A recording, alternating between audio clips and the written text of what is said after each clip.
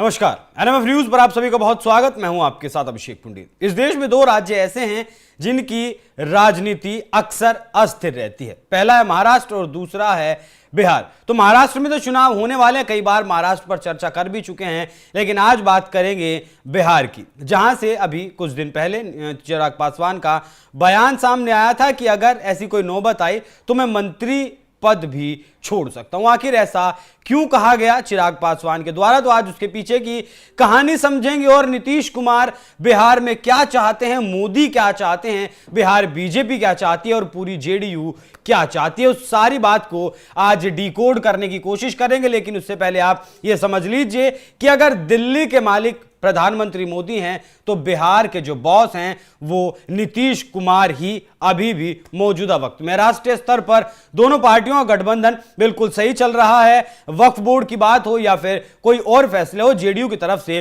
कोई खिलाफत का स्वर राष्ट्रीय स्तर पर अब तक बीजेपी के लिए अख्तियार नहीं किए गए हैं। तो अब यह देखना है कि अगर राष्ट्रीय स्तर पर विरोध नहीं है तो फिर विरोध आखिर कहां है। क्या यह विरोध राज्य स्तर पर है, क्योंकि बिहार में 2025 में विधानसभा के चुनाव होने वाले हैं और ये चुनाव होने वाले हैं नवंबर 2025 में। लेकिन खबरें निकलकर सामने ऐसी आ रही हैं कि नीतीश कुमार चाहते हैं कि ये जो चुनाव नवंबर 2025 में होने वाले हैं, इन चुनावों को फरवरी 2025 में करवा दिया जाए, क्योंकि उस वक्त दिल्ली का भी चुनाव होने वाला है। तो सबसे बड़ी बात यह है कि क्या यह सिर्फ नीतीश कुमार का फैसला है, क्या उनके विधायक इस बात को मानेंगे, क्या प्रधानमंत्री मोदी या बीजेपी का आलाकमान इस बात से सहमत हो पाएगा कि पहले चुनाव करवा दिया जाए। इसके पीछे का दो तर्क इसके पीछे दिए जा रहे हैं। पहला तर्क यह है कि कहीं ना कहीं नीतीश कुमार इस अपराध बोध में है कि पहली बार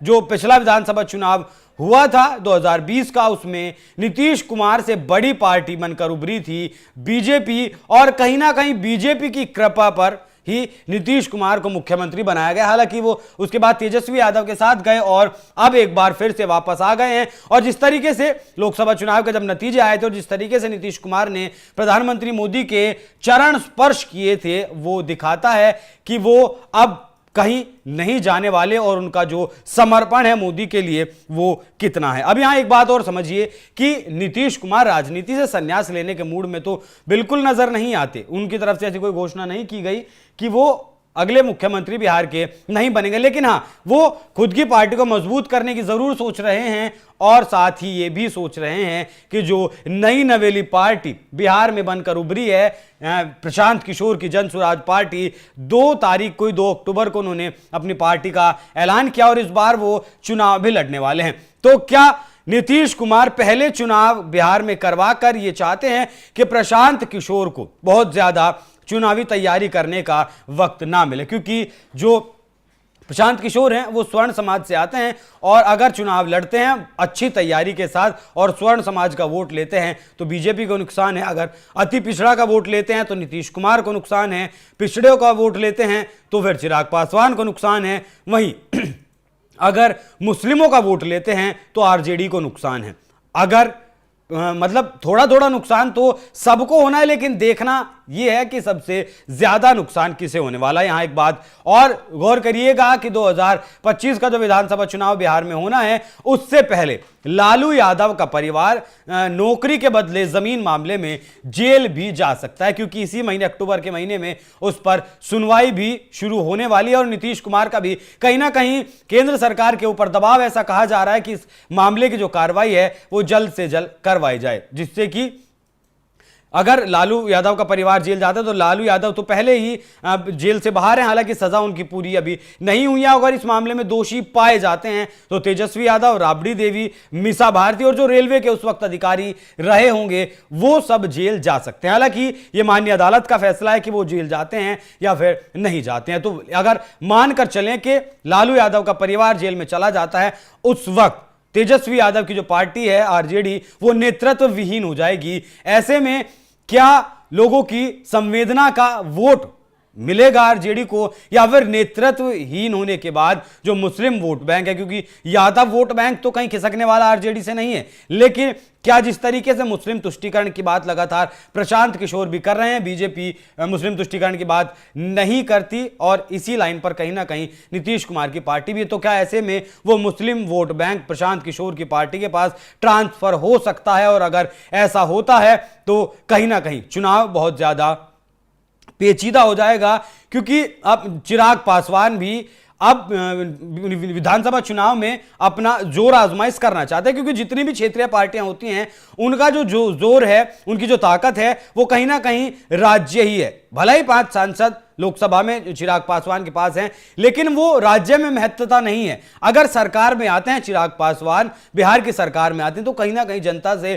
कुछ ज्यादा कनेक्ट हो पाएंगे। और ये बात भी नीतीश कुमार को पता है कि पिछले विधानसभा चुनाव में अगर बीजेपी से कम सीटें आई थी नीतीश कुमार की, तो उसका कारण चिराग पासवान ही थे। और यह भी कहा गया कि बीजेपी के कहने पर ही चिराग पासवान की पार्टी ने नीतीश कुमार की पार्टी के सामने अपने उम्मीदवार उतारे थे। तो अब मामला बहुत पेचीदा हो चला है कि बीजेपी किसी को भी नाराज नहीं कर सकती, क्योंकि राष्ट्रीय स्तर पर उसका दोनों ही पार्टियों के साथ गठबंधन है।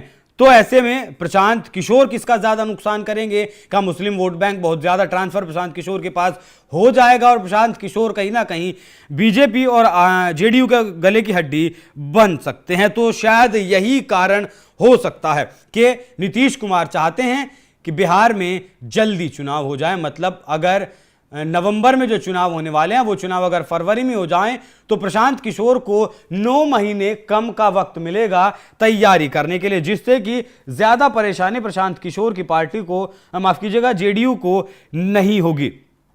और दूसरी तरफ नीतीश कुमार जिस अपराध बोध में है, या फिर कहें कि वो जिस प्रकार सोच रहे हैं कि कहीं ना कहीं बीजेपी की कृपा पर वो मुख्यमंत्री बने हुए हैं, बीजेपी की सीटें ज्यादा हैं इस गठबंधन में और मुख्यमंत्री नीतीश कुमार हैं, तो कहीं ना कहीं जिस तरीके से नीतीश कुमार इस वक्त बिहार को लेकर चल रहे हैं, उसके हिसाब से ऐसा भी कहीं ना कहीं लग रहा है कि नीतीश कुमार अपनी ताकत बढ़ाना चाहते हैं। वहीं चिराग पासवान भी बीजेपी के लिए बहुत बड़ी मुश्किल बने हुए हैं। जिस तरीके से उन्होंने वक्फ बोर्ड पर आपका पार्टी लाइन से खिलाफ जाकर या फिर एनडीए के खिलाफ जाकर बयानबाजी की, आरक्षण के मामले पर बहुत सारे ऐसे मामले पिछले दिनों रहे, 2 महीने पहले, कि जहां चिराग पासवान मोदी के हनुमान जी ने कहा जाता था, वो कहीं ना कहीं खिलाफत करते हुए दिखाई दिए और विपक्ष के जो सुर हैं उनके साथ सुर मिलाते हुए दिखाई दिए। तो अब कई कारण राजनीति में फिलहाल बिहार के चल रहे हैं। नीतीश कुमार एक तरफ अपनी ताकत बढ़ाना चाहते हैं जिससे कि अगले विधानसभा चुनाव में वो बीजेपी से बड़ी पार्टी बनकर उभरे। दूसरी तरफ प्रशांत किशोर हैं जो चाहते हैं कि बेहतर से बेहतर प्रदर्शन किया जाए, क्योंकि वो नॉन पॉलिटिकल आइडेंटिटी हैं। इस वक्त तक बिहार में जनता को नहीं पता कि वो क्या कर सकते हैं। नीतीश कुमार का पता है कि वो क्या कर सकते हैं। लालू यादव का परिवार अगर जेल जाता है तो उसका फायदा क्या आरजेडी को होता है या फिर वो प्रशांत किशोर को होता है? ये सारी चीजें कहीं ना कहीं बीजेपी के लिए खतरे की घंटी हो सकती हैं। अगर नीतीश कुमार पहले चुनाव करवाना चाहते हैं तो क्या प्रधानमंत्री मोदी इस बात के लिए मानेंगे? वो भी बहुत बड़ा सवाल होगा। हालांकि मुझे नहीं लगता कि समय से पहले बीजेपी चुनाव करवाएगी, क्योंकि 2004 के इलेक्शन में बीजेपी चुनाव पहले समय से पहले करवा कर देख चुकी है। महाराष्ट्र की जो विधानसभा थी उसे भी भंग करके देख चुकी है और परिणाम उसके खिलाफ ही रहे। तो इस बार ऐसी गलती, वैसे भी बैसाखियों पर कमजोर है, तो ऐसी गलती हमें नहीं लगता कि बीजेपी करने वाले। लेकिन आने वाले वक्त में देखना होगा कि वाकई में बिहार में क्या कुछ खिचड़ी पक रही है। क्या दिल्ली के बॉस मोदी और बिहार के बॉस वाकई में नीतीश कुमार हैं या फिर कुछ और राजनीतिक हलचल बिहार में देखने को मिलती है? इस खबर पर क्या है आपकी राय? कमेंट कर हमें जरूर बताएं। नमस्कार।